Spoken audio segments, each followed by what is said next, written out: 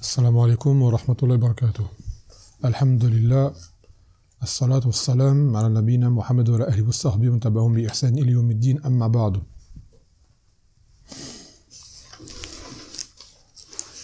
Dans le dernier on avait pris deux hadiths. Hadith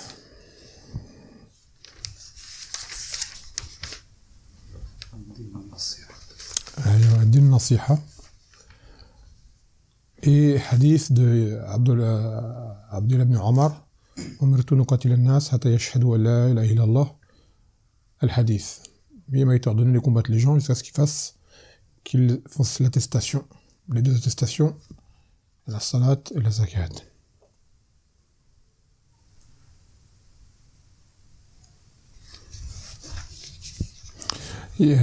طيب نأخذ الحديث التاسع إن شاء الله. 9e حديث. يقول عن أبي هريرة رضي الله عنه عبد الرحمن بن صخر سمعت رسول الله صلى الله عليه وسلم يقول ما نهيتكم عنه فاجتنبوه وما أمرتكم به فأتوا منه ما استطعت أو ما استطعتم فإنما أهلك من كان قبلكم كثرة مسائلهم واختلافهم مع أنبيائهم متفق عليه. Dans ce hadith qui est rapporté par le sahabi Abu Huraira radhiyallahu anhu, wa alaykum salam, dont le prénom selon différentes versions serait Abdurrahman. D'accord? Plusieurs paroles ont été citées à propos de son prénom, qui est méconnu en général. Wa alaykum salam. Et l'un des avis les plus connus, c'est que son prénom serait Abdurrahman. Il a dit avoir entendu le Nabi sallallahu alayhi wa sallam dire « Ce que je vous ai interdit, éloignez-vous-en. Et ce que je vous ai ordonné, alors faites comme vous pouvez. Et il n'a fait perdre ceux qui étaient avant vous que la multitude de leurs questions et leurs divergences avec leurs prophètes. » Le hadith est authentique, rapporté par le Bukhari et Muslim. Et l'auteur, il a cité la raison pour laquelle ce hadith a été évoqué. Comme vous le savez, les versets, ils ont des asbab de nuzul, des causes de descente. Pour quelle raison tel verset est descendu, quelle occasion et à quel moment. Et les hadiths, pareil, ils ont une histoire. À quel moment ils ont été prononcés, en quelle occasion, en quelles circonstances. Et là, l'auteur a cité justement le hadith dans son intégralité à peu près, selon une version, et c'est bien sûr selon Abu Huraira. قال خطبنا رسول الله صلى الله عليه وسلم فقال أيها الناس قد فرض الله عليكم الحج فحجوا فقال رجل أكل عام يا رسول الله فسكت حتى قالها ثلاثا فقال رسول الله عليه الصلاة والسلام لو قلت نعم لوجبت ولما استطعتم ثم قال ذروني ما تركتكم فإنما هلك من كان قبلكم كثرة سؤالهم واختلافهم على أنبيائهم فإذا أمرتكم بشيء فأتوا منه ما استطعتم وإذا نهيتكم عن شيء فدعوه. Donc le hadith de base, Abu Huraira dit que le Nabi sallallahu alayhi wa sallam nous a sermonné, fait un rappel, en disant « Ô vous les hommes, que Allah vous a rendu obligatoire le hajj, alors accomplissez-le. » Et de là, un homme, il a dit, est-ce chaque année qu'on doit le faire? C'est hajj. Car il ne savait pas, c'était au moment où il a été révélé. Et de là, le Nabi, alayhi salatu wassalam, s'est tu. Il s'est tu. C'est-à-dire que le Nabi, sallallahu alayhi wa sallam, ne parle pas avant de recevoir la révélation.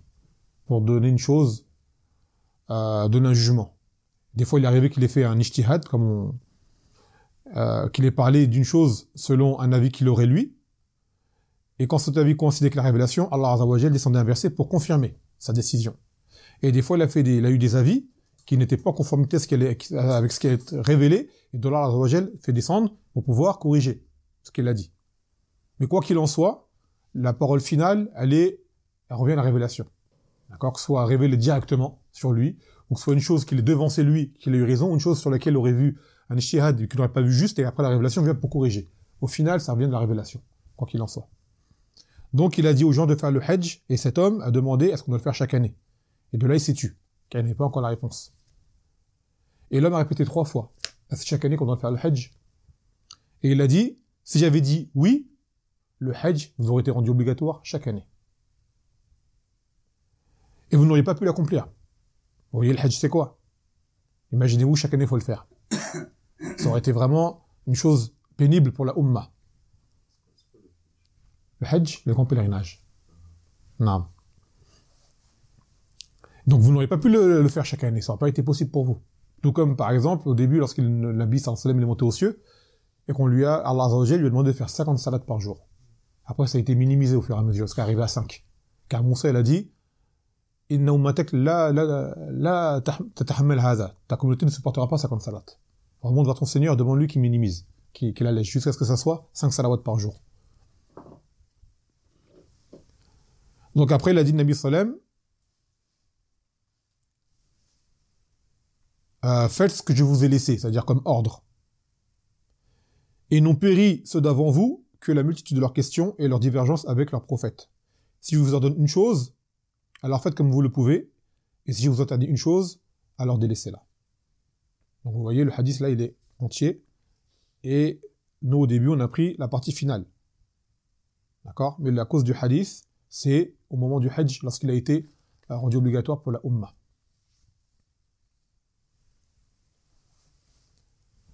Donc ce qu'il y a à retenir par rapport à ce hadith, قوله صلى الله عليه وسلم ما نهيتكم عنه فاجتنبوه وما مرتكم به فأتوا منه ما استطعتم. C'est-à-dire maintenant dans sa partie lorsqu'il dit ce que je vous ai interdit de faire, éloignez-vous-en. Ce n'est même pas il a dit faites-le, c'est éloignez-vous-en. Et ce que je vous ai ordonné de faire, faites-le en mesure de vos capacités.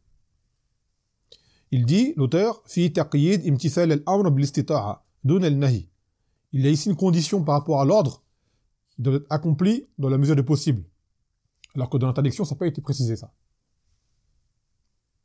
وذلك أن النهي من باب التورك وهي مستطاعة فالإنسان مستطيع ألا يفعل أما الأمر فقد قيد بالاستطاعة لأنه تكليف بفعل فقد يستطيع ذلك الفعل وقد لا يستطاع. Donc il a dit parce que l'interdiction à la base c'est un délaissement. C'est pas t'agis, justement si tu n'agis pas. Donc c'est une chose qui est faisable pour tous à la base. D'accord? La personne, quand on lui dit ne fais pas ça, il n'y a rien qui la pousse à le faire. Donc elle ne le fait pas. Alors que l'ordre, c'est une chose qu'on demande de faire. Donc des fois, il se peut que tu ne puisses pas le faire pour maintes raisons. D'accord? Ça s'appelle le taklif, c'est-à-dire ce qu'on appelle la charge religieuse. Donc l'ordre est sous la condition de la capacité. L'interdiction, elle est dans l'absolu. Tu ne fais pas, tu ne fais pas. Il a dit لما نهي عن شرب الخمر والمنهي مستطيع عدم شربها والصلاة مأمور بها. طيب, il a dit مثلا lorsque il était interdit de boire de l'alcool, il suffisait quoi? D'arrêter. C'est tout. D'accord? Il n'y a pas si vous pouvez ou si vous pouvez pas, c'est arrêter de boire de l'alcool. L'interdiction de l'alcool est devenue en 3 étapes. La première, Allah Azza wa Jalla a informé que l'alcool contenait un bien et un mal, et son mal était prépondérant. Deuxième verset, c'est en sourate An-Nisa, de ne pas approcher la salat pour ceux qui ont bu de l'alcool. C'est-à-dire attendre que l'ivresse soit partie. D'accord? Ça veut dire ça contraignait les gens à boire seulement le soir, pour redevenir sobre le matin. Dans la journée, si tu buvais, la salat elle venait, t'étais ivre. Et ensuite est venu l'ordre de délaisser l'alcool totalement. C'est venu par étapes, par sagesse. C'est sous le prophète Mohammed que l'alcool elle a été interdit. Ouais. Pour l'islam? Ouais. Non. Okay. Après, peut-être qu'il était interdit chez les autres aussi auparavant, mais pour nous, vu que les gens avant que l'islam ne vienne, ils buvaient de l'alcool, et au moment où l'islam est venu, ça leur a appris à délaisser l'alcool. Je pensais que c'était plus avant. Possible, mais il n'était pas sur les religions des gens d'avant. Donc il a fallu que la révélation vienne et réinstaure des règles. Non. Taïb. Et il a dit, la salat, elle, par contre, c'est un ordre. De faire la salat. Donc, c'est-à-dire, tu as des choses à faire, des choses à dire. Et des fois, ces choses-là, tu peux peut-être ne pas pouvoir les faire, مثلا, parmi les piliers de la salade, que tu sois debout. Des fois, tu es malade. Tu ne peux pas. Des fois, tu es en voyage. Tu ne peux pas. Donc, de là, il y a des règles qui montrent que si tu ne peux pas faire telle chose, dans son origine, fais-la d'une façon moindre, mais que tu la fais quand même. Tu vois ce que ça veut dire? Donc, au fur et à mesure, tu es axé malgré tout. C'est-à-dire, ce que tu ne peux pas faire totalement, alors fais-le partiellement. Mais fais-le, quand même. Alors que l'interdiction, on va pas dire bois moins d'alcool. Non, on va dire tu bois pas d'alcool du tout. Tu vois ce que ça veut dire? C'est du tout, t'en bois pas. Par exemple. Donc, délaisser une chose est plus facile que d'accomplir une chose. Délaisser une chose est plus facile que d'accomplir une chose. Car d'accomplir une chose, ça te demande un effort. Ça demande un acte ou une parole ou quelque chose en plus. Non.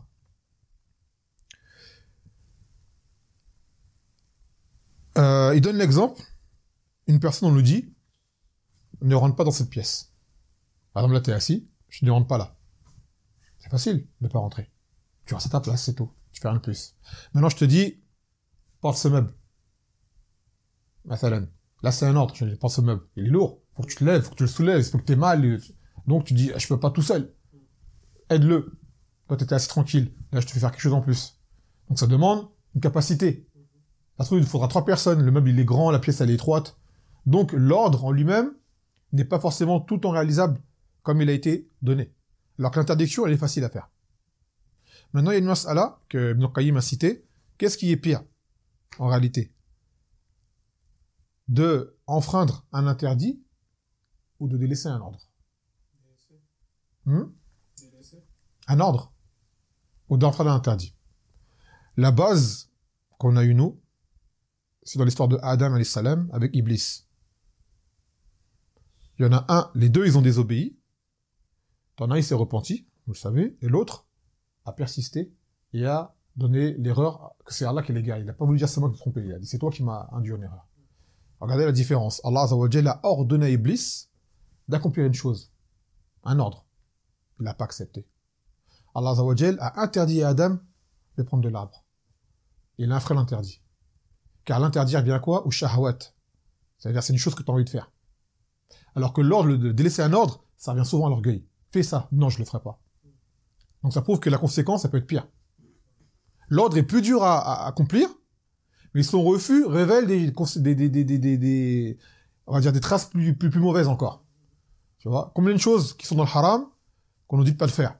On sait son haram, mais les envies font que la tentation, tu tiens pas. D'accord? Par exemple, tout à l'heure on parlait de l'alcool, t'as des musulmans qui boivent de l'alcool. Il dit, je sais que c'est haram et tout, mais ça y est, j'ai une addiction, j'arrive pas à ne pas boire. Ou j'arrive pas à faire telle chose. Mais il reconnaît. D'accord? C'est une faiblesse dans la foi. Mais quand on te dit, fais telle chose, et tu refuses de la faire, alors tu peux la faire, hein? D'accord? Tu dis non, je la ferai pas. D'accord? Souvent ça révèle de quoi? De l'orgueil. Ça révèle de l'orgueil. C'est pour ça que les conséquences peuvent être plus graves encore. ثم قال ترك المنيهات باق على عمومه ويستثنى منه إلا ما تدعو ضرورة إليه كأكل الميتة لحفظ النفس ودفع الغصة بشرب قليل من الخمر. Donc il a dit la base c'est que l'interdiction elle reste sur sa base, c'est que tu ne la fais pas. Sauf dans les cas qu'on appelle darura, c'est une nécessité vitale. مثلا, tu es sur le point de mourir. Il y a devant toi que la viande qui est haram. Ou du porc. À ce moment-là, tu auras le droit d'en manger. Parce que sinon tu vas mourir. Donc là, à ce moment-là, pour préserver ta vie, il te sera permis d'enfreindre, car tu n'auras pas le choix à ce moment-là. D'accord? Ou quelqu'un, ma femme, un exemple, il est assoiffé, il va mourir. Il n'y a que de l'alcool. C'est un exemple extrême hein, qu'on vous donne. Souvent, les ulama le citent. Mais pour dire que, mathalan, il n'y a que de l'alcool pour boire, s'il ne boit pas, il va mourir déshydraté, on va le dire, bois de l'alcool. D'accord? Mais tu bois la mesure dont tu as besoin. Pas plus. D'accord? C'est-à-dire, au moment où tu devras enfreindre un interdit pour une nécessité vitale, tu ne prends que la quantité dont tu as besoin. Le minimum. L'exemple du porc qu'on a dit tout à l'heure, quelqu'un il va mourir, il a que du porc devant lui. Sinon il va mourir. Dans le désert, par exemple. Il a trouvé qu'il y a un animal qui est mort. Et ben on dit, tu manges juste une bouchée ou deux pour survivre, c'est tout. C'est pas tu manges tout et tu dis, ah, machallah, c'est bon et tu t'empiffres. Non. Parce que c'est haram. Après, tu dépasses la limite, et là, tu remontes haram. Tu prends juste la dose qui te permet de survivre et d'arriver à un point où tu auras du halal. Pour t'empêcher de mourir, en fait. طيب. يقول النهي الذي يجب اجتنابه ما كان للتحريم وما كان للكراهة يجوز فعله وتركه أولى من فعله. Maintenant, ce qui est interdit, l'interdiction, elle est de deux sortes en religion. Il y a l'interdiction qui est le tahrim, on t'interdit une chose parce qu'elle est interdite, haram. Tu as une interdiction pour une chose qui est makrouh, détestable. C'est-à-dire, si tu ne la fais pas, tu es récompensé. Si tu l'as fait, tu n'as pas de péché. Mais c'est mieux que tu ne la fasses pas. D'accord. Après, en apprenant, les gens arrivent à différencier l'un de l'autre.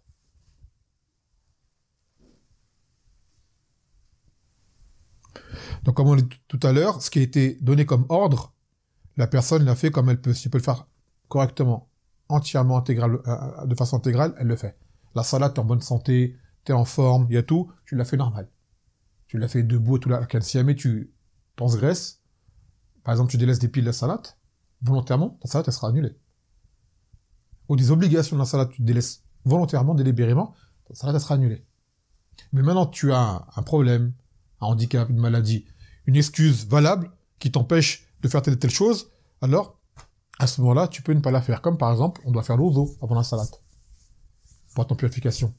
Des fois, tu es malade, tu peux pas prendre de l'eau, ou tu es blessé, ou il n'y a pas d'eau. Tu fais comment à ce moment-là? Tayammum. Ce qu'on appelle ablution sèche. Ça, c'est que dans un cas de besoin. Sans quoi, s'il y a l'eau, et que tu es en mesure d'utiliser l'eau, tu vas pas passer au tayammum. Si tu fais tayammum, ta salade, elle sera invalide. Tu dois forcément prendre de l'eau. Et dans les cas, comme je t'expliquais tout à l'heure, où tu ne peux pas utiliser l'eau, pour maintes raisons, légitimes, ou qu'il n'y a pas d'eau du tout, d'accord, et que la salade, elle doit rentrer, et que tu dois la faire, à ce moment-là, tu passes aux ablutions sèches avec le sol. D'accord. Le sol, c'est-à-dire de la terre? Ouais, la terre. Après, il y a une divergence, mais la vie, le plus sûr, c'est la terre. D'accord. Et dès que tu trouves de l'eau, tu recommences pas la salade que tu as faite avec la terre, mais la prochaine salade, tu fais l'eau d'eau obligatoirement. Obligatoirement. Je dis pas, c'est bon, je suis encore en purification. Non, il y a de l'eau, tu vas faire l'eau d'eau pour la prochaine salade. Ça va? Donc, les choses qu'on ne peut pas faire dans leur totalité, pour une raison, on l'a fait comme on peut. On l'a fait comme on peut. Tant qu'elles ont une chose qui permet de la réduire. Par exemple, le siyam, le jeûne, soit tu le fais entièrement, soit tu le fais pas. Il n'y a pas de moitié. Il n'y a pas tu jeûnes du matin et au midi t'arrêtes parce que tu es malade. D'accord? Le jeûne, ça c'est obligé de le faire entièrement. Si tu peux pas jeûner, tu ne jeûnes pas, c'est tout. Tu es malade, voilà, tu jeûnes pas. Du tout. C'est pas tu jeûnes 1 heure, 2 heures, 3 heures. Tu jeûnes pas du tout. En même temps. Mais la salade, on a des adillets qui montrent que si tu peux pas la faire de telle façon, alors fais-le de telle façon. Si tu peux pas de telle façon, alors de telle façon. Ainsi de suite. Et il y a des choses, on n'a pas de dalil, tu peux pas la faire, tu ne la fais pas du tout. Le hajj, t'as pas les moyens, t'as pas les conditions, tu ne le fais pas. C'est pas tu vas, tu fais juste le tawaf, après tu rentres chez toi, je peux pas faire le reste. Non, tu le fais pas. Et tu peux le faire, tu y vas et tu le fais. Après, si tu tombes malade, il y a des problèmes, c'est d'autres règles encore. Il dit, قوله فإنما أهلك من كان قبلكم كثرة مسائلهم واختلافهم مع أنبيائهم. Maintenant, il a cité à ses compagnons que les choses qui ont fait périr les communautés d'avant eux, c'est qu'ils posaient trop de questions et qu'ils rentraient en divergence avec leurs prophètes. Parce que le prophète venait pour dire une chose, oui, mais pourquoi, mais il divergeait. Donc, le prophète, quand il parle, t'obéis. C'est Allah Azza wa Jalla qui l'a envoyé. Il n'y a pas à discuter. S'il y a une chose que tu n'as pas compris, tu peux demander qui t'éclaire, mais il n'y a pas à discuter. Et par exemple, les Banu Israël, vous savez, ils ont tué les prophètes. Ils ont tué Isa, ils ont tué Yahya, ils ont tué Zakaria, ainsi de suite. D'accord? C'est ça que là, Il les a maudits. L'une des raisons. Là, plusieurs. Ils ont transgressé.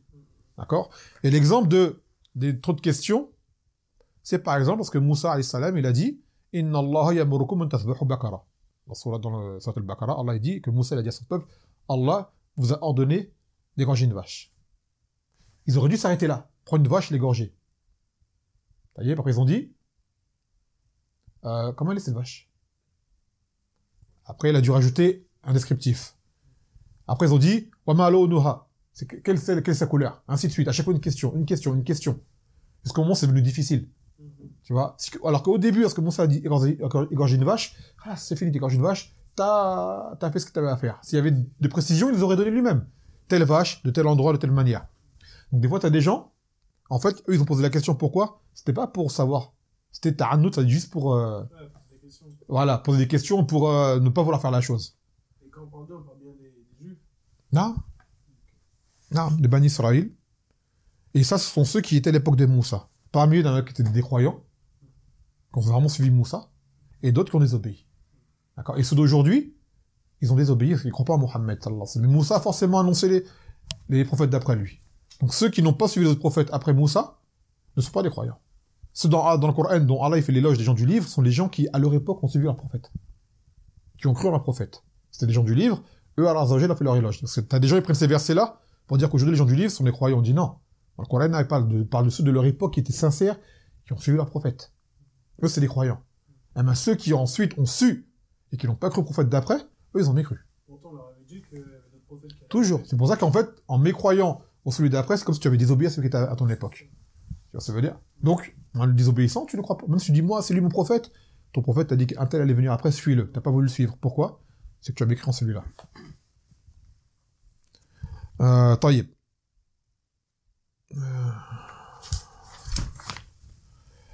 Après l'autre partie.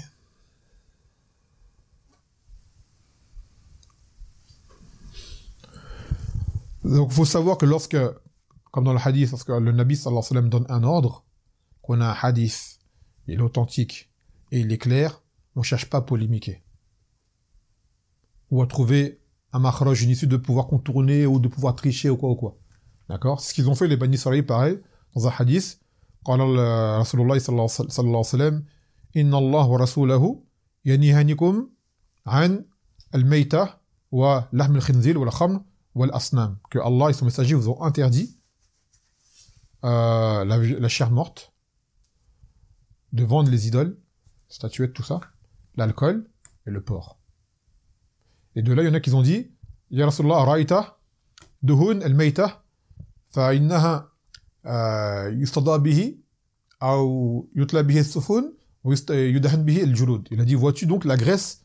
Est-ce qu'on peut utiliser la graisse des animaux qui sont morts, qui n'ont pas été égorgés? Car par cette graisse, on peut faire de l'huile pour des lampes, des lanternes à leur époque. On peut en faire de la crème pour la peau ou pour faire luire les coques des bateaux. Il a dit non. L'animal mort, tu n'utilises en rien, sa chair. Et après, il a dit Qatalallahu al-Yahoud, qu'Allah combattre les Yahoud. Car lorsque Allah Azza wa Jal a interdit justement pour eux aussi également la Maïta, qu'est-ce qu'ils ont fait? Ils ont pris sa graisse, ils l'ont embelli, ils l'ont vendu, ils ont mangé le prix. Donc ils ont triché. Et pareil, vous connaissez l'histoire de Sept, ce qui est leur sabbat là d'aujourd'hui, que Allah Azza wa Jal avait interdit aux Yahoud de pêcher le samedi, pour les éprouver. D'accord? Ils ont vu que le samedi, il y avait beaucoup de poissons. Tu vois? Ils ont fait quoi? Ils ont dit, le vendredi soir, ils jetaient les filets pour les récupérer le dimanche. Donc ils ont triché. Pour dire, on n'a pas pêché. Tu vois? Ils ont triché. Voilà. Et ben, ce genre de hadiths viennent pour nous montrer que nous, on doit faire attention de ne pas faire comme eux. Et dans la Ummah, t'en as, ils font ça, ils trichent. Tu fais avec des interdictions, ils trouvent une ruse pour l'esquiver. D'accord? Ou ils t'inventent des choses, des fausses raisons. Dans plein pour pouvoir obtenir ce qu'il veut. Et ben, en faisant cela, il va ressembler aux Yahoud. Et dans le Coran, Allah Azza wa Jal, quand il nous parle des Yahoud, c'est les Juifs. Les Nasara, ce qu'on appelle chrétiens. Ceux qui citent en bien, c'est pour qu'on les prenne en exemple. Et ceux qui citent en mal, c'est pour qu'on fasse attention de ne pas faire comme eux, pour ne pas finir comme eux ils sont aujourd'hui. Tous les textes cités, les histoires citées, c'est un exemple pour nous. C'est des leçons pour dire, attention, avant toi, ils ont des prophètes, ils ont fait telle chose, ne fais pas comme eux. Ne fais pas comme eux. Ils ont une révélation, ils ont eu tel prophète, tel messager, et ils ont désobéi de telle et telle façon, ne fais pas comme eux. Dans d'autres versets, Allah va te dire, ils ont fait telle et telle chose qui était bonne, qui était bien, suis leur exemple. D'accord? Suis leur exemple. Donc nous, faut pas qu'on triche en religion. Quand on a un texte, on sait que c'est interdit telle chose, c'est pas on cherche une façon de contourner, de trouver une issue. Non, c'est interdit, c'est interdit. Chose de l'obligatoire, cherche pas une façon d'esquiver ou pareil. C'est obligatoire, tu peux la faire, oui, fais-la. Fais-la. Comme tu peux, bien sûr.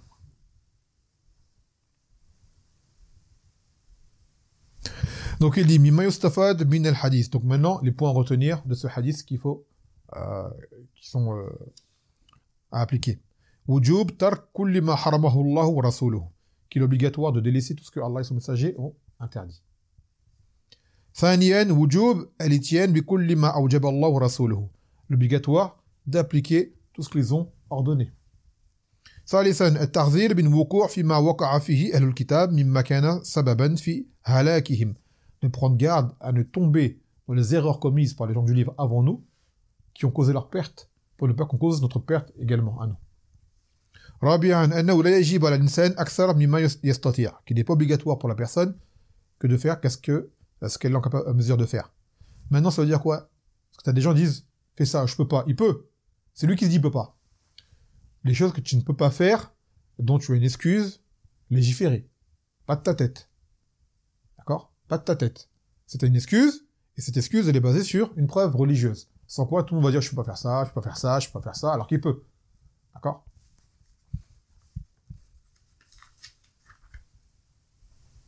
T'en as, par exemple, ils vont te dire, ah, je travaille aujourd'hui, je peux pas jeûner pendant la Ramadan. On dit non, c'est pas une excuse, ça. C'est pas une excuse. Je travaille, je peux pas jeûner. Tu vas travailler, tu vas jeûner. Tu veux vraiment pas jeûner? Travaille pas. Mais tu jeûnes. Prends un jour de congé. D'accord? Et t'en as, ils font ça. Ouais, j'ai telle chose, je pourrais pas jeûner. Pourquoi tu peux pas jeûner, Harry? Ouais, parce que j'ai ça. On dit, ah non, ça c'est pas une excuse, ça. L'ordre d'Allah, il prédomine sur tout.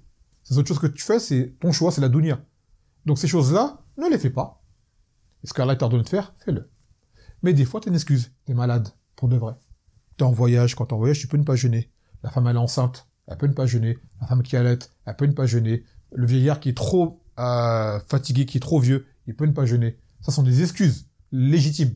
Mais d'autres, quand c'est juste nous, on n'a pas envie, et on dit je ne peux pas, alors que tu peux, c'est pas bon. Et ça peut mener à l'orgueil. Il y a un hadith, كان النبي صلى الله عليه وسلم يأكل ورأى رجلا يأكل بشماله فقال يأكل بيمينك قال ما استطيع قال ما استطعت فما رفعها إلى بعده. Le Nabi sallallahu alayhi wa sallam mangeait. Il a vu un homme qui mangeait de la main gauche. Vous savez, à la base, on mange de la main droite. Parce que la main gauche, c'est ressemble à Shaitan. Il a dit à cet homme, mange de la main droite. Il a dit, je ne peux pas. Alors qu'il pouvait. Il a dit, je ne peux pas. Le Nabi sallallahu alayhi wa sallam, il a fait d'or, il a fait que tu ne puisses plus le faire. Et depuis ce jour-là, sa main droite, il ne pouvait plus la lever. Pourquoi il a dit non? Il m'a dit parce qu'il a fait ça par orgueil. Je ne peux pas alors qu'il pouvait. Tu vois. Donc attention des fois à délaisser une chose. Il se peut qu'Allah il t'éprouve. وَكَمَا قَالَ تَعَالَى فَلْيَحْذَرِ الَّذِينَ يُخَالِفُونَ عَنْ أَمْرِهِ أَنْ تُصِيبَهُمْ فِتْنَةٌ أَوْ يُصِيبَهُمْ عَذَابٌ أَلِيمٌ. Que ne prennent garde que ceux qui s'opposent à son ordre, qu'ils ne soient atteints d'un châtiment douloureux ou d'une fitna. Quand le Nabi sallallahu alayhi wa sallam donne un ordre, tu désobéis délibérément, tu sais. Enfin, attention, t'as des gens, ils ont, comme il a dit dans le hadith, ça a causé leur perte de désobéir à leur prophète. Et il a dit, Allah Azza wa Jal, وَمَا أَتَكُمُ الرَّسُولُ فَخُذُوهُ وَمَا نَهَكُمْ عَنْهُ فَانْتَهُوا. Ce que le prophète vous a apporté, prenez-le, et ce qu'il vous a interdit, délaissez-le. Donc dans le Coran, c'est écrit, et dans la Sunna, c'est écrit. Donc on doit suivre le prophète sallallahu alayhi wa sallam et lui obéir. Et d'autres hadiths vont venir par la suite qui appuient cela. Donc là, c'est le gros de ce hadith qui était le 9e. On va prendre, Inch'Allah, le 10e. يقول عن أبي هريرة رضي الله عنه toujours قال رسول الله صلى الله عليه وسلم إن الله تعالى طيب ولا يقبل إلا الطيبان وإن الله أمر المؤمنين بما أمر به المرسلين فقال يا أيها الرسل كلوا من الطيبات واعملوا الصالحات وقال تعالى يا أيها الذين آمنوا كلوا من طيبات ما رزقناكم ثم ذكر الرجل يطيل السفر أشحث وأغبر يمد يديه إلى السماء يا رب يا رب ومطعمه حرام ومشربه حرام وملبسه حرام غذي بالحرام فأنا يستجاب له رواه مسلم. Donc selon Abu Huraira radiyallahu anhu عندك comment il s'appelle? Abu Huraira, selon la version la plus forte. On l'a dit au début dans le hadith. Dans le hadith, là. Le hadith précédent, on l'a cité. Son prénom. Et dans le livre. T'étais pas attentif. Et toi? T'étais pas attentif non plus. Non, mais attends, au début, avant que je vienne. Je sais pas. Il est arrivé? Oui, ils étaient pas arrivés, vous êtes excusés. Non, on arrive en même temps. En même temps? D'accord. Donc il n'y a que toi alors. عندك عبد الرحمن. On entend souvent Abu Huraira, Abu Huraira, Abu Huraira. Il est connu par sa kunya. Son prénom, en réalité, c'est Abdurrahman. Mais il se fait connaître par sa kunya. Comme Abu Bakr. Comment il s'appelle Abu Bakr? Andek, toi. Abu Bakr. C'est quoi son prénom? C'est vrai, je connais que Abu Bakr. Il est connu par Abu Bakr, mais il a un prénom. Abu Bakr, c'est une kunya. C'est-à-dire le père de Bakr. Abu quelque chose, c'est le père de quelque chose. Et Bakr, c'est la mère de Bakr. Donc quand tu vois Abu ça s'appelle une kunya. D'accord? On peut t'appeler par ta kunya, mais c'est pas un prénom. Donc maintenant, Abu Bakr, c'est quoi son prénom? Qui le connaît? Tu le connais? C'est toi que j'ai interrogé sur le prénom du fils de Omar. Oui. Comment il s'appelle? Abdullah. Abu Bakr s'appelle? Ça? Comment il s'appelle Abu Bakr? Abdullah. Abdullah également. C'est le même prénom. Faut retenir, je vous interrogerai, Inch'Allah. Abu Huraira, son prénom c'est Abdurrahman. Et Abu Bakr, son prénom c'est Abdullah. C'est facile à retenir. Et Abdullah et le Abdurrahman, Abdurrahim, les noms qui commencent par Abd, ce sont les noms préférés auprès d'Allah Azza wa Jal. Car tu t'affilies à sa servitude. Abdullah, ça veut dire serviteur d'Allah. Abdurrahman, le serviteur d'Abdurrahman. Ce sont les plus beaux prénoms. Ensuite, les prénoms des Anbiya, des prophètes. Et ensuite, les prénoms des gens dans l'islam qui étaient pieux. T'es connu. Pourquoi il a été appelé comme ça? Je la connais pas, l'authentique. Il y a des choses qui ont été dites, mais je connais pas si c'est authentique ou pas. Mais ça veut dire quoi, Abu Huraira, le sens? Hein? Compagnon?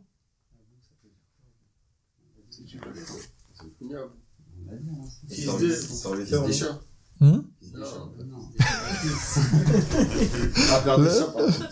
Le père des chats. Du petit chat, on va dire. Bon, là, le mot père, il convient pas. Parce que, en fait, Abu, comme de base, Abu, ça veut dire père. Mais des fois, il y a une chose, tu vas la surnommer par Abu pour l'affilier à une chose. Hein? Allez, ouais, مثلا, une fois le Nabi sallallahu alayhi wa sallam, il cherchait Ali. Et Ali, il dormait dans le masjid. Par terre. Et avant, il n'y avait pas de moquette. À l'époque, c'était le sol, c'était la terre directe. Et quand le Nabi sallallahu alayhi wa sallam est arrivé au masjid, il a vu Ali qui dormait par terre. Et il lui a dit, Qum ya Aba Turab. Lève-toi ou Abu Turab. C'est-à-dire père de la terre, c'est de la terre sur le visage. Tu vois, c'était un surnom. En vrai, Ali, sa kunya, c'est Abul Hassan. Son fils s'appelle Hassan. Mais là, le Nabi sallallahu alayhi wa sallam l'appelait Abu Turab par rapport à une circonstance particulière qu'il avait de la terre sur lui.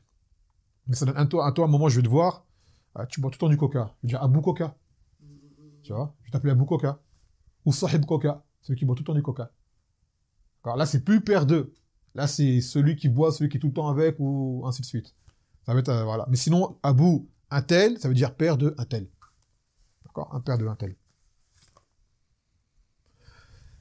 Donc, pour revenir au hadith, Abu Huraira. Ouais, Huraira, ça veut dire petit chat. À la base, Hir, c'est un chat. Donc, Huraira, c'est petit chat. Pourquoi on l'a appelé comme ça? Il y a des choses qui ont été dites, mais je ne sais pas si elles sont authentiques, donc on ne va pas les citer là. Tu vois. Il y a besoin de revoir. Mais c'est un lien avec les chats, toujours, bien évidemment. Yaqul, il dit que le Nabi sallallahu alayhi wa sallam, il a dit que certes, Allah est bon et n'accepte que ce qui est bon. Et que Allah a ordonné aux croyants ce qu'il a ordonné aux envoyés. La même chose.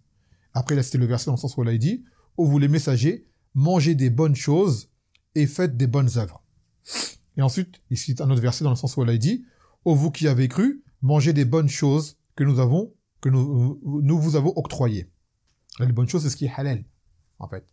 La nourriture qui est halal. Après, le Nabi sallallahu alayhi wa sallam a donné l'exemple d'un homme qui fait un long voyage, qui a les cheveux ébouriffés, il est empoussiéré. Parce qu'avant, il voyageait, c'était pas en voiture, en avion comme maintenant. C'était en chameau ou à pied, dans le désert, donc tu sors, il y a des traces de voyage sur toi. Donc il donne l'exemple d'un homme qui entreprend un voyage, un long voyage, il a les cheveux ébouriffés, il a pas le temps de se coiffer, il est en voyage, il est empoussiéré avec le vent, le sable et tout, qui lève ses mains vers le ciel, et il dit, ô mon Seigneur, alors que sa nourriture elle est haram, sa boisson elle est haram, et ses vêtements sont haram, comment est-ce qu'il sera exaucé à celui-là? D'accord? Comment ces doigts seront exaucés alors qu'il est dans cette situation-là? Taïb. Donc dans le hadith, il dit Inna Allah tayyib wa la yaqbal li tayyiban, que Allah est bon, il n'accepte que ce qui est bon. Dans ce hadith, on en conclut que Allah, parmi ses noms, il est tayyib. Tayyib, c'est parmi les noms d'Allah Azza wa Jal, qui on traduirait par le sens de bon. Donc tu peux dire à quelqu'un Abdul Tayyib, ça s'appelle comme ça. Et Allah n'accepte que ce qui est bon, c'est-à-dire ce qui est licite, ce qui est halal. Ce qui est haram, Allah n'accepte pas. Et également ce qui est bid'a, comme on écoute dans le hadith de Aïcha, chose innovée en religion, Allah n'accepte pas. Quelle que soit la quantité, tu ramènes une chose qui est haram, tu fais une sadaqa de 1 million d'euros, 3 millions d'euros, 10 millions d'euros, l'argent est haram, rien qu'à accepter. Voire même, cet argent il est haram sur toi. Donc il n'accepte que ce qui est bon, cela concerne tous les biens que tu vas avoir. Que ce soit de l'argent que tu as acquis par le travail, l'argent que tu as acquis, on te l'a offert, on t'a fait une aumône, ou autre. Il faut que cet argent-là, il soit, toi, que tu vas dépenser par ta cause, il soit halal. C'est-à-dire, quand tu fais un travail, il faut que tu fasses un travail qui est halal, pour avoir un salaire qui est halal. Si jamais tu fais un travail qui est haram, tu auras un salaire qui est haram. Donc tu vas rentrer dans le hadith.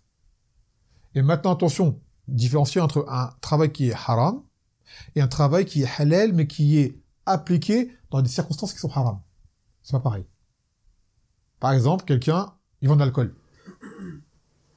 C'est haram, de base. D'accord? Parce qu'il fait une chose qui, de base, est haram. Et quelqu'un qui travaille, مثلا,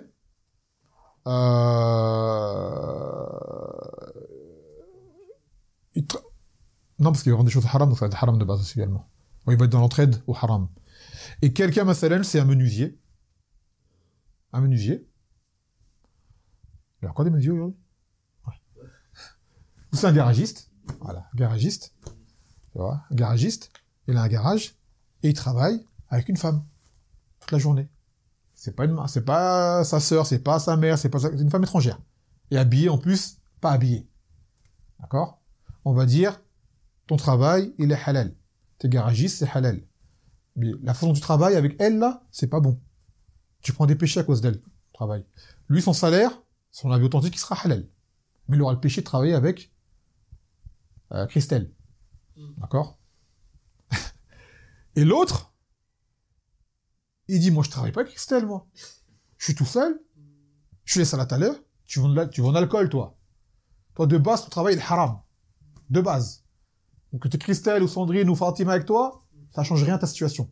Ton salaire, il est haram parce que tu fais un travail qui est de base, qui est haram, qui est interdit. Vendre de l'alcool. Belle, pire encore. Alors, tu es dans un hadith dans lequel Allah dit que tu es maudit. Car Allah, il a maudit 10 personnes, celui qui fait pousser l'alcool, celui qui le presse, celui qui le récolte, celui qui le transporte, celui qui le vend, celui qui le boit, et j'ai oublié les autres. Ils sont 10 à être maudits dans l'alcool.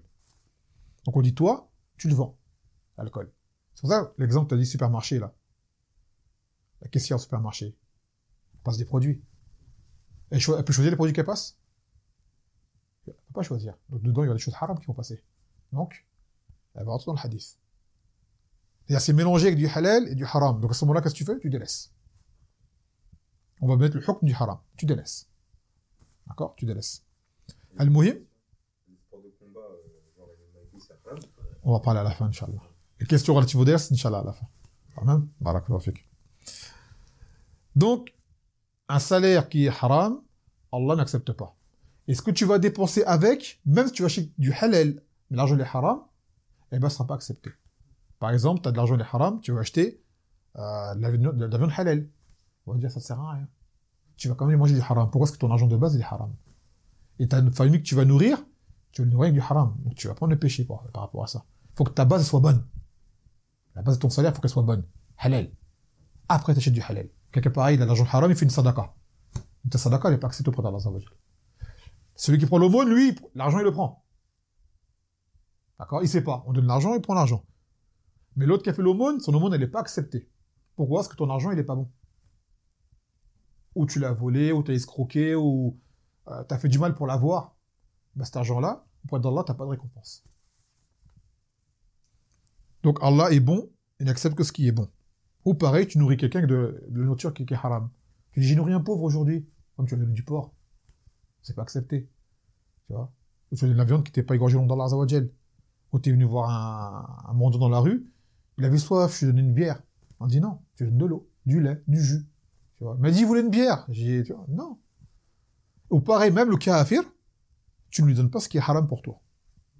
Tu ne donnes pas de la viande haram au kafir, ni du porc, ni rien du tout. Tu lui donnes ce que toi tu manges. Comme on l'a dit la dernière fois, ce qui est haram sur nous, ça les pourrait également. Sauf que eux, on ne peut pas leur imposer, parce qu'ils ne sont pas musulmans. Mais toi, tu ne peux pas l'aider à faire ça. Tu n'as pas le droit de l'aider, toi, à faire ça. Tu vois, même tes parents te demandent, et à Bounay, et à mon fils, va me chercher une bouteille de, par exemple, je sais pas, un truc haram, tu vas pas, t'obéis pas. Alors, quelqu'un qui convertit sa mère, elle n'est pas musulmane. Il dit, moi, je suis pas musulman, moi, je peux boire. Si tu veux boire, moi, je vais pas t'y aider, en tout cas. Ça te fait du mal, et moi, j'ai pas le droit de porter l'alcool, de rien que de transporter, j'ai pas le droit de l'acheter non plus, et de le donner à ma mère, encore moins. Désolé, maman, là-dessus, je n'obéirai pas. Tu vois. Va m'acheter des cigarettes. Désolé, maman, je peux pas t'en acheter. Ou papa, je peux pas, j'ai pas le droit. Tu vois. Il va crier, il va s'énerver, tu seras éprouvé. D'accord? C'est l'épreuve. À ton niveau, à toi. Mais, vaut mieux que tu l'énerves lui, que tu mettes Allah en colère. Et lui, tu vas dans quelques jours, il va se calmer. Tu vois. Il va se calmer, il t'en demandera plus. Si tu as le malheur de lui dire oui, alors là, après le lendemain, vas-y, non, j'ai pas le droit. Attends, t'as été hier, tu manques de mots ou quoi? Vas-y, arrête avec tes bêtises. Reste crédible. Sois pas incohérent avec les gens. Parce qu'après, ils vont pas te rater, hein. Ils vont dire, toi, un jour comme ça, tu vois. Et dans la darwa, tu montres une mauvaise image de la darwa. Alors, lorsque tu as une éthique, si tu restes régulier, t'es ferme, ils vont être convaincus après de toi. Ils vont dire, lui, non, il ne demande même pas à lui. Il va te dire non, direct.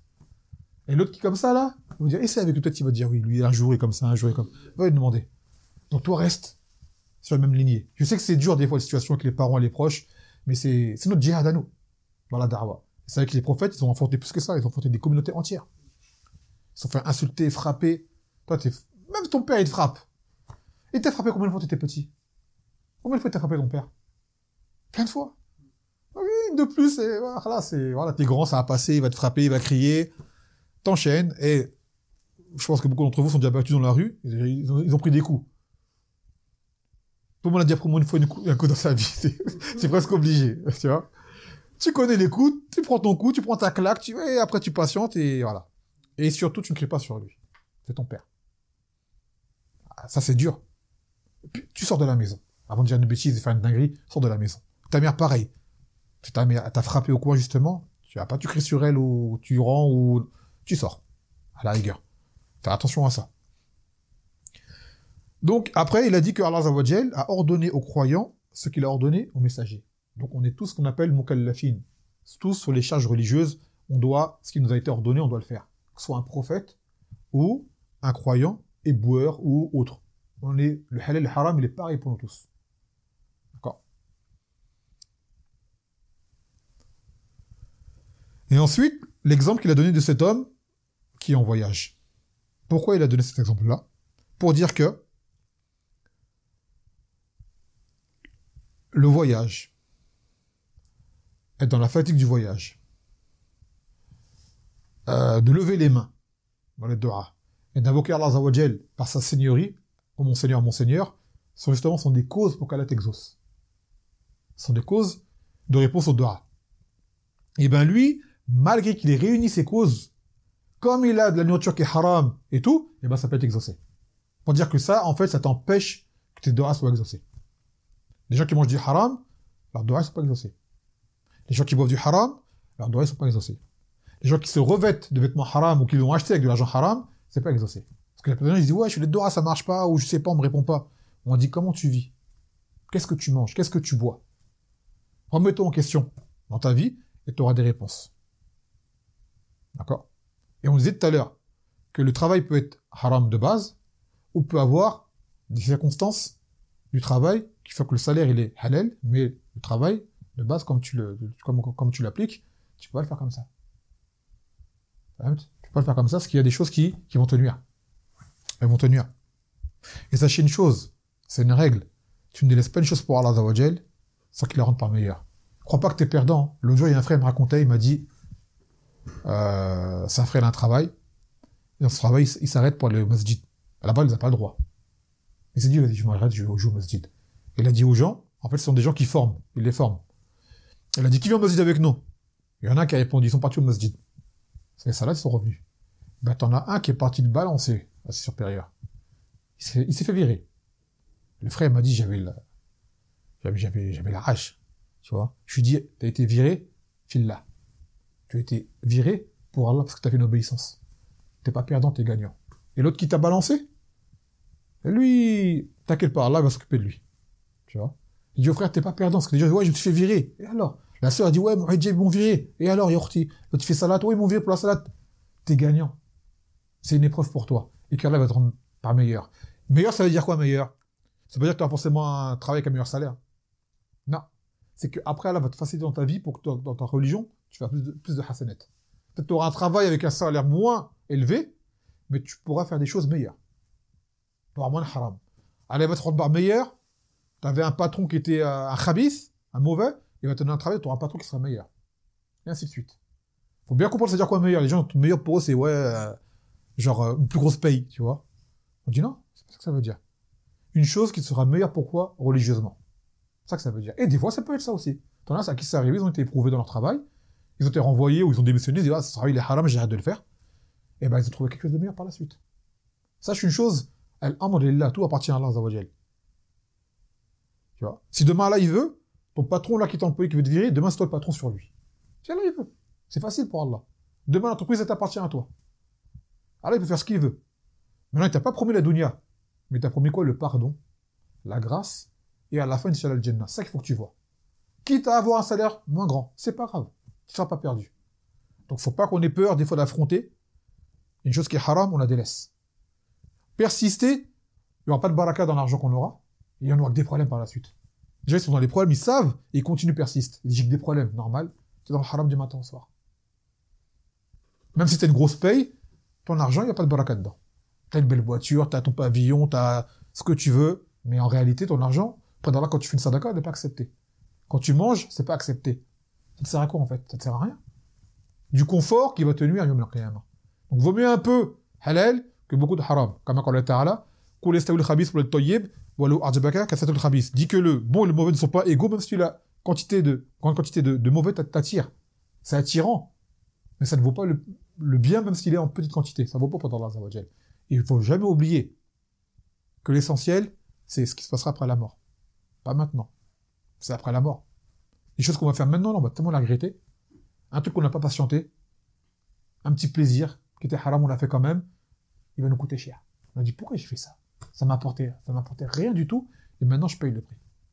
Et d'autres, le contraire, des choses qu'ils ont faites, qu'ils ont délaissées, au début c'était amer, après ils se sont sentis mieux, et au mercredi, ça les a élevés. Faut jamais oublier que le but, c'est de préparer la rencontre avec Allah Azza wa Jal, le jugement qu'on va avoir. Tu te s'interroger, ton argent, comment tu l'as eu? Dans quoi tu l'as dépensé? Le Nabi sallallahu alayhi wa sallam, il a dit que les pauvres vont rentrer au Jannah 500 ans avant les riches. Pourquoi? Parce que les riches seront stoppés pour être interrogés leur argent, comment ils l'ont eu et comment ils l'ont dépensé. Donc ce sera plus long leur attente. Le pauvre, il rentre direct. Il n'avait rien, il rentre. Donc quelque part, le Yom al-Qiyamah, le riche, il va envier le pauvre. Le kafir, c'est yakul, ya laytani kuntu turaba. Mais quand on va dire, pauvre de moi, que je n'étais de la terre. Demain, tu les vois, les gros milliardaires, il va dire, j'aurais même pas être un clochard, être de la terre. Non, c'est trop tard maintenant. Tu as été un homme, Allah t'a donné des richesses, tu as fait quoi avec? Maintenant, tu vas payer. Donc, faut pas envier ces gens-là, wallah, faut pas les envier ces gens-là. Taïb. Donc, il dit, Ma yustafad min hadha al-hadith. Donc, maintenant, les points à retenir de ce hadith. Anna akl al-haram min asbab adam qaboul ad-du'a. Que manger ce qui est haram, c'est une cause qui empêche que le dua soit exaucé. ثالثا أن من أسباب قبول الدعاء السفر وكون الداعي أشخاص أخبار. Parmi les causes, par le contraire maintenant, pour que tes doigts soient exaucés, c'est que tu sois en voyage. Un voyage qui est fatigant, autant pas que tu es décoiffé, que tu es empoussiéré. Et bien ça, c'est un moment pour invoquer Allah Azza wa Jal.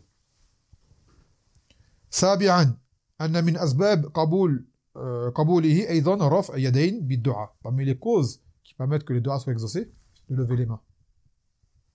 levez les mains. D'accord? Vers le ciel.